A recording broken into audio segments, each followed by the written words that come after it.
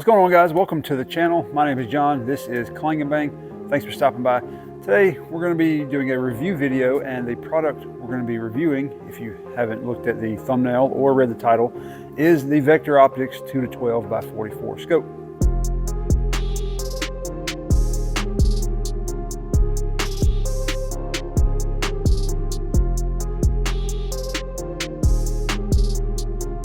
So I've been working with Vector Optics for a while now.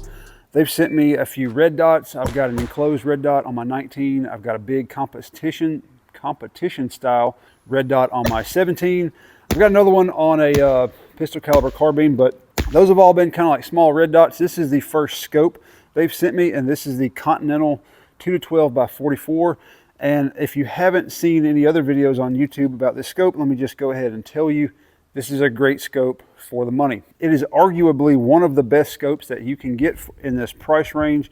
It's a great magnification range. It's a little bit big and bulky, but you know, we can deal with that because this thing has everything you need and nothing you want. Well, maybe the weight is something you might not want, but we can deal with that. Like I said, I've been waiting to make this video for a few months now. That's how long I've had this. I've used it throughout hunting season. It worked great. I was able to see really well in the woods in low light. You can almost see better with the scope than you can with your naked eye down in the woods. So as far as light transmission and all that stuff goes, and being able to see at low light, this thing does great. The reason I've been waiting to make the video is because I had the opportunity to compete in a DMR match in Alabama recently, and I figured it would be a perfect time to test out a DMR scope. This is a 2 to 12 by 44. In my opinion, that's a great magnification range for that role or that task. I've got it mounted right now on this 16-inch. This used to be kind of a GPR, but it's very accurate and it's not that big and bulky.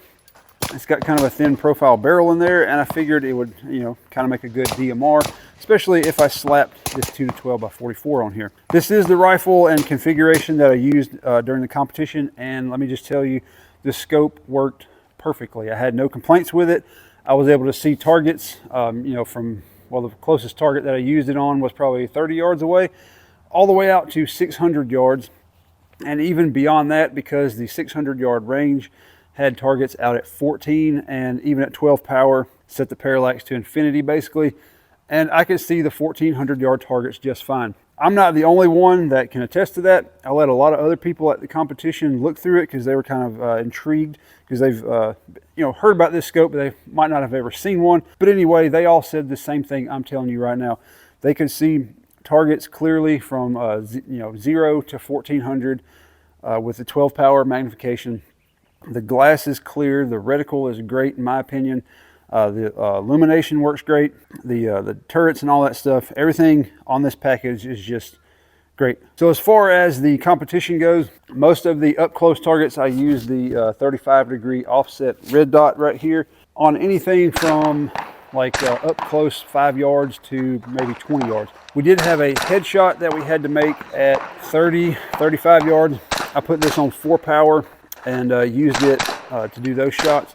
The reason I used it is because we're doing like a headshot. It's a small shot. It's about the size of a cell phone, really. And you only get 2 shots, and I didn't really want to miss. That's the shortest range I used it on.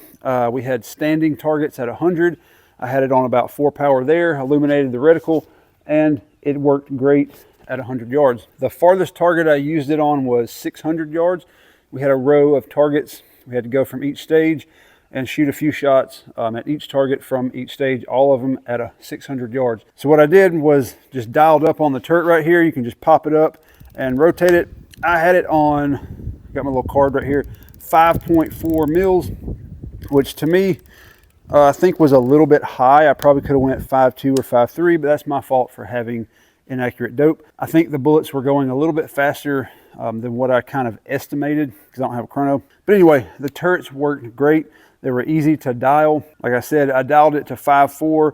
It stayed consistent the entire time. Dialed it back to 0, and I was, you know, just like I had never even moved the dial at all. So the turrets to me seem pretty consistent. I never touched the windage because the wind wasn't really blowing that much, and I'm not really a side windage adjustment type person anyway. I usually just kind of hold left or hold right because, you know, unless you're shooting like 20 or 30 mile per hour wind, you don't have to hold that much. And most turrets, I mean reticles, have enough of something on the side as far as windage goes that you can just hold it, dial up the elevation, and then hold the wind like that. The markings on the turret to me are great. It has kind of like 3 stacks of numbers on there, so you can go around 3 different times, up to, I think it's, what, 30 mils of elevation adjustment. Yep. The last number is 29, and then if you top that out, it'll be 30. So somewhere around 29 or 30. And every time you rotate it around, the little knob on the top pops up. That way you know what revolution, 1, 2, or 3, that you're on. So when you have to come back, you can make it back there. On a rifle like this, probably never going to need more than like 10 mils, 10 or 12, because, you know, even out to 800 yards, 9.5 mils. And if you're shooting 5.56 past 800 yards, you don't really need to. You're just kind of having fun at that point, because the bullets aren't really going to do much past that, especially out of a 16-inch barrel. So it's there if you need it, but most people probably won't. On the other side, the Parallax right here goes all the way from 10 to infinity.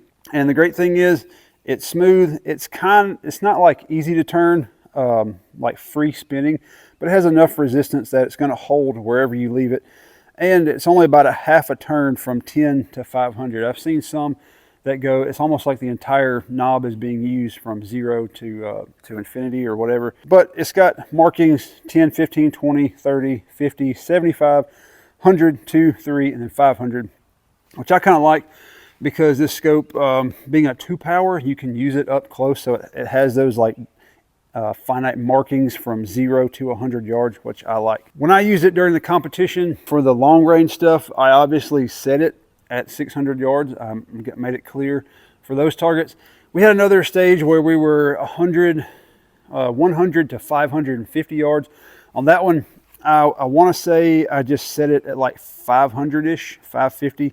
I kind of got it good for the farthest target, and then just used it on that setting for the closer ones. In my opinion, the Parallax you're going to need it at the far target. At 100, your Parallax being off that much, you know, a little bit, it's not going to bother you that much on those shots. On the same knob as the Parallax right here, it does have illumination. It goes from 1 to 11, and it has the off clicks, whatever you want to call them, in between each number. So that way you don't have to go all the way back to 0 to cut it off. If you're on 11, you can just click it one time and you'll be off. You know, if you want max power, you don't have to constantly be going back and forth. I love that on all the scopes that I have that are illuminated. I wish they were like that. I wish they had the off setting in between each number. Just really convenient and really easy. The magnification knob back here is kind of similar to the Parallax in that it doesn't spin freely. It's not like too easy to spin, but it will move with enough pressure and it will stay where you want it. You don't have to worry about it. It doesn't feel like loose. I do have some scopes from other Chinese companies, cheaper than this one, that are almost like really hard. You almost have to get off the gun and crank it to get that thing turned around, which in my opinion, way too tight. This one right here, smooth and easy, especially if you add the Vector Optics throw lever right here. All right, so we talked about the outside of the scope a little bit. Let's go ahead and talk about the inside. The reticle in this thing, to me, is, you know, pretty good. It's got that big outer ring, kind of like an Arkin style reticle. The big, like, kind of fast acquisition ring, where maybe if you're trying to hit like moving targets or just trying to pick something up fast, you can use it. It does disappear right at about 6x. So if you're zoomed in, you know, past 6 or anything like that, you're trying to make a precise shot, that outer ring is going to be gone, because this is first focal plane. It's going to zoom in through that ring and it's going to disappear on the outside of the scope. The inner reticle, to me, for a scope like this is, I mean, I don't know anything else that I would want to add to it. It has a finite center dot with space around it. It does have almost like it's not really a horseshoe because it goes all the way around, but it's illuminated, these little thick circle around there, which is great. It has kind of like a mil tree reticle all the way down to 12 mils with even numbers being marked. That goes for vertical and horizontal. They are only marked in 1 mil a piece. So if you have to do, you know, some pretty precise holdovers. It's not going to be the best reticle for that. You're going to want something more like a trimmer, something that has a lot more dots in there. It does have a little ranging part at the top. That's almost like a little measurement thing. You can just hold it up to your target, see what number or tick mark it lines up with, kind of give you a guesstimation of how far the target is based off of these measurements right here. So yeah, to me, the reticle in this thing is great. Even at 2x, you can pick it up fast enough to make the shot, and it is visible enough that you can see it against the target to line it up and make the shot. There are some other scopes, kind of like the Mark V. You know, I've got a Mark V 3 to 6. The reticle at 3.6 power, whatever, is almost not usable because it's so fine all the way out. It has no thick lines on it whatsoever. It's almost not usable because if you put it up against a dark background, it's going to wash out. You're not going to be able to see it. That scope's mainly used for, that reticle I should say, is more designed for the longer range stuff. You want to be really precise, have precise holdovers, precise measurements and things like that. At the longer range, that's why the reticle is so fine. This one, I like the way the reticle is in this one because this is not the way that, you know, you're going to be using this scope, in my opinion. It has thicker lines. It's easier to pick up. It's not as precise at the longer range stuff, but that's not where this scope, to me, is going to excel at. It's going to excel at 0 to 4, 0 to 5, something like that. And I think the reticle and the magnification range is tied together perfectly. All right, so I've been talking nothing but good about this scope because there's plenty to say, but I do have a few things, or maybe just a couple things that I don't really like and I would like to see maybe a little better. For one is this magnification ring right here. It works great, the throw lever works great, but you have to buy the throw lever and clamp it on here. I'm not sure if the newer ones, or if they have newer ones yet, that have a different style magnification ring. I would like to see a knob or something like built into it. Maybe something that you could thread out, add another one to it. Just something that's already built in. That way you don't have to buy another one, because you can see where these are clamped. It adds, you know, diameter to the scope, and it goes right across where I want to put, you know, a backup sight or a bubble level, you know, like some of those Picatinny bubble levels. I want to be able to put it right here, but I can't because this ring is going to hit it no matter where you put it on here. These screws are going to hit it somewhere around the revolution of the scope magnification ring. So the magnification ring, I would like to see an integrated throw lever on. The only other thing I can say that I don't really like is the weight. It's 27 ounces, but if you compare that to like a Mark V 3.5 to 18, it's 26 ounces, 1 ounce difference, but you get a lot more magnification and stuff out of the Mark V. The Mark V 2 to 10 or 2 to 12, I think it's like 23 ounces or something like that. So a little bit less weight there when you're comparing apples to apples. But at any rate, it's not that heavy. It's 27.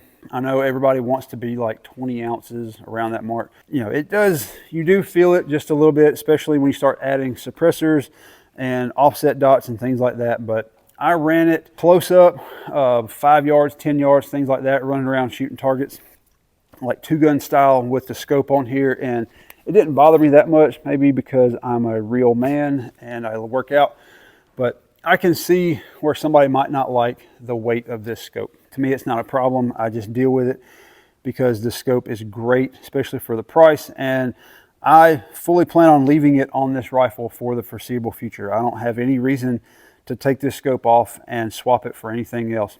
The only reason I would take it off that I could see is if I didn't want a 2 to 12 on here. Maybe if I wanted to go MPVO or a different type of optic. That would be the only reason I would take it off. So to wrap up, the Vector Optics Continental 2 to 12 by 44 gets my seal of approval. I used it in a competition. I believe it did great. I did pretty good in the competition. Got second out of 55, I do believe. There's some really good shooters in there. So I don't know if maybe I just had a lucky day or had consistent stages throughout there. But at any rate, I got second place with the Vector Optics Continental right here. I was able to make hits at 600 yards, which I've never done before.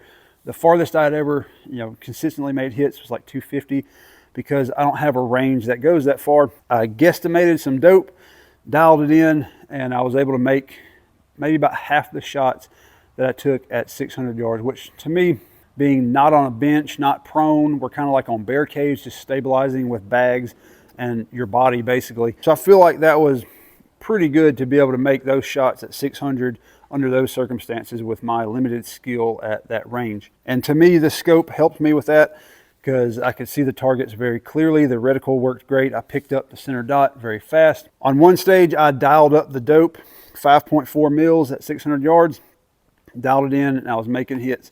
On another stage, I was going from 100 to 600 or 550. So I didn't want to dial that. I just used the holdovers. I looked down here and I think I was holding like 4 mils at 550. So I just found easily the 4 mil mark on here, put that on the target, and first round, first hit at 550 on a kind of a man-sized silhouette. So there you go, the Vector Optics 2-12 by 44. In my opinion, it's arguably the best scope that you can get in this magnification range for this price range. It's got pretty much everything you need and want in it, and nothing that you don't. All right, guys, that's the end of the video. If you made it this far, I really do appreciate it. Guys, go get in the gym, make yourself stronger physically. Go get in the Word and the Bible and make yourself stronger spiritually. God bless y'all. We'll see y'all next time.